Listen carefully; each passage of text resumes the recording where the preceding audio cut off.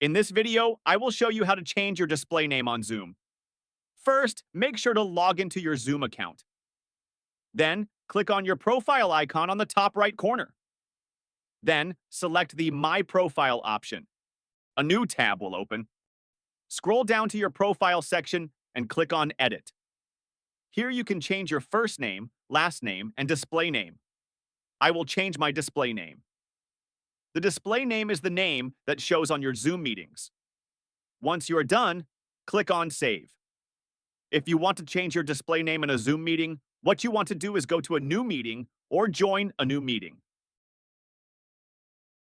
Then, you will want to click on the Participants icon below. Here, you will see your name. Choose the More button and select Rename. You can then change it to whatever you would like. Click on Change and it is done.